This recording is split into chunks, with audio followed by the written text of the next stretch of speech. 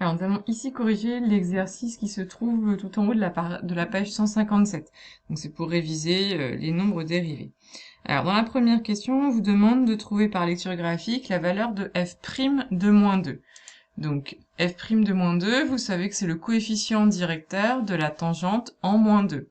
Donc, on place moins 2 sur l'axe des abscisses, on est là, on monte jusqu'à notre courbe, nous arrivons au niveau du point A, et on regarde la tangente à ce niveau-là. La tangente, c'est notre fameuse droite rouge qui s'appelle TA dans l'exercice.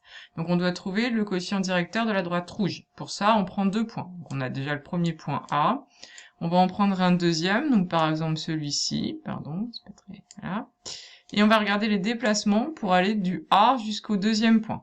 On descend de 1, 2, 3, 4 et on avance de 1. Vous savez que c'est toujours le déplacement vertical divisé par le déplacement horizontal. Donc le coefficient directeur de la droite rouge, ça va être moins 4 sur 1. Moins 4 divisé par 1. Donc f' de moins 2 égale moins 4 divisé par 1 égale moins 4. Deuxième question, on vous demande de trouver l'équation réduite de votre tangente. Donc toujours la même, la tangente rouge. Alors, si on reprend le graphique, cette droite rouge, pour trouver une équation, eh bien on a d'abord, vous savez que c'est une droite, donc c'est de la forme y égale mx plus p. Mais ensuite, on doit trouver m puis p. Le m, c'est le coefficient directeur, on vient juste de le trouver, on a dit que c'était moins 4. Et pour trouver le p, malheureusement, nous sommes embêtés ici puisque nous ne pouvons pas le lire graphiquement puisqu'on ne sait pas à quel endroit ça va couper l'axe des ordonnées. Vous savez que P, c'est l'endroit, en fait, le P va se retrouver quelque part par là, là. C'est l'endroit où la droite va couper l'axe des ordonnées. Donc sur notre graphique, on peut pas le trouver. Donc quand c'est comme ça, on est obligé de résoudre une petite équation. Donc, on repart du fait qu'on vous demande une équation de droite, donc on part toujours de y égale mx plus p. Votre m, c'est votre coefficient directeur qu'on a trouvé tout à l'heure, puisqu'on parle de la tangente, on vous demande TA, et on vous dit que TA, eh bien, c'est la tangente en moins 2, et on avait vu que son coefficient directeur tout à l'heure, c'était moins 4, il est ici.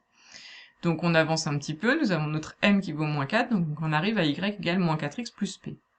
Maintenant, pour trouver P, je vous ai expliqué qu'on ne pouvait pas le lire sur le graphique, donc il va falloir qu'on utilise un point de notre courbe.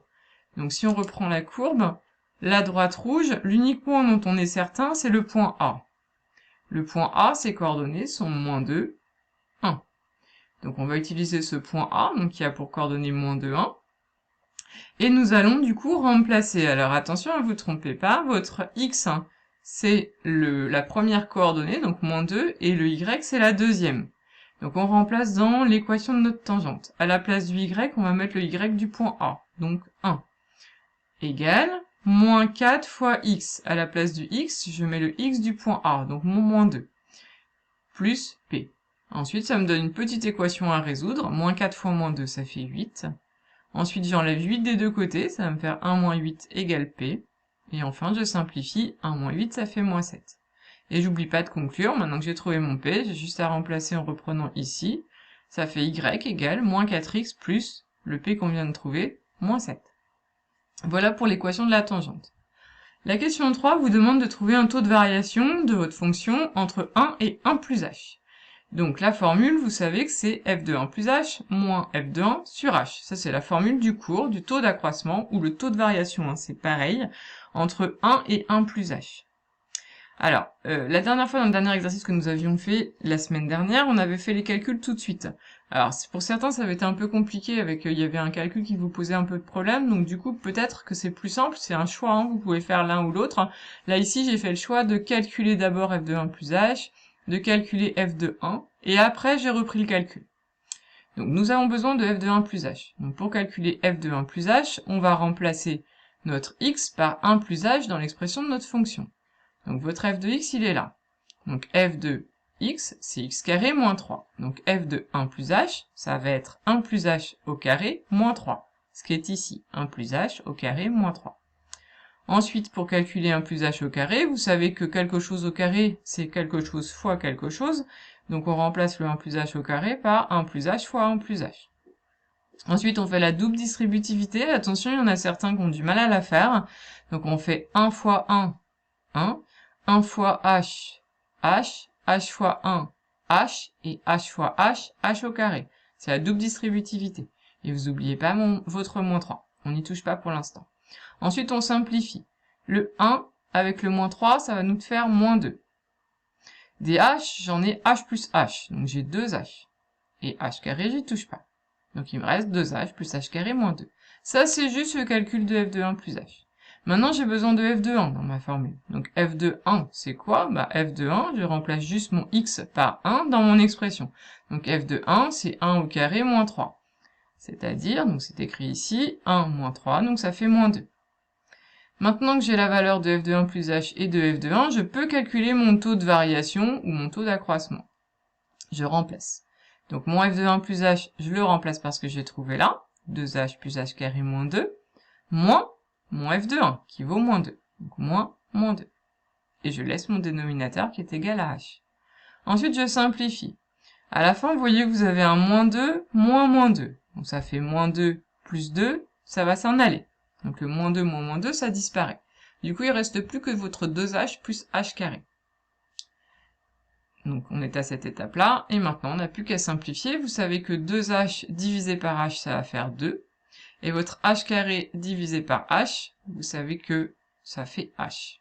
Puisque h carré, c'est h fois h. Voilà pour le taux d'accroissement. Et donc on a fini de répondre pour montrer que le taux de variation, ou taux d'accroissement, est égal à h plus 2. On a trouvé que 2 plus h, c'est pareil que h plus 2. Maintenant, on vous demande d'en déduire que le nombre dérivé de la fonction est égal à 1. Donc vous savez qu'un nombre dérivé, soit on le trouve graphiquement, en allant chercher les coefficients directeurs de tangente, soit on travaille avec les taux de variation ou taux d'accroissement. Donc ici, on vous demande le nombre dérivé en 1, c'est-à-dire f' de 1, c'est ça qu'on vous demande. Donc pour ça, il va falloir trouver le taux de variation en 1, ce qu'on a fait, en 1, puisqu'on veut le nombre dérivé en 1. Ensuite, on fait comme si h était très proche de 0. Donc si h est très proche de 0, eh bien mon taux de variation va être très proche de 2. Puisque si h vaut à peu près 0, eh bien 2 plus h, ça va être à peu près 2 plus 0, donc 2. Donc lorsque h se rapproche de 0, le taux d'accroissement, ou taux de variation, se rapproche de 2. Donc on en conclut que f' de 1 vaut 2, puisqu'on a trouvé 2. Voilà. Voilà, pour cet exercice, il vous demandait encore la dernière question que j'allais oublier. On vous demande de tracer la tangente au point B. Alors, qu'est-ce qu'on vous dit au niveau du point B? Le point B, c'est le point d'abscisse 1. Donc, qu'est-ce qu'on sait? Nous, on vient de trouver que f' de 1 valait 0. Pardon, non, excusez-moi, on n'a pas trouvé 0, on a trouvé f' de 1 égale 2, excusez-moi. Donc, on va utiliser f' de 1 égale 2. Donc, si f' de 1 vaut 2, eh bien, vous savez qu'on doit le transformer sous la forme d'un quotient si on veut faire des déplacements. Donc, il va falloir mettre sous la forme de 2 divisé par 1. Du coup, je vais partir de ma courbe en 1. Je vais jusqu'à ma courbe, donc je suis bien au niveau du point B. C'est ce qu'on vous demande de tracer la tangente en B. On part de ce point-là et on fait nos déplacements. Donc, on a dit que c'était 2 sur 1, pardon. Donc, je monte de 2, j'avance de 1 et j'obtiens ce point-là. Donc, j'ai plus qu'à les relier. Alors, désolé pour les relier, je pense que ça va pas être très précis, mon histoire. Hop. Voilà, nous obtenons la tangente à la courbe en B. Évidemment, vous prenez votre règle pour faire quelque chose de plus précis que moi. Et donc, vous devez trouver une droite qui passe bien par B, qui va donc frôler ma courbe au niveau de B. Donc, ça passe par B et la croix qui est ici, qui est au niveau du 2 sur l'axe des abscisses.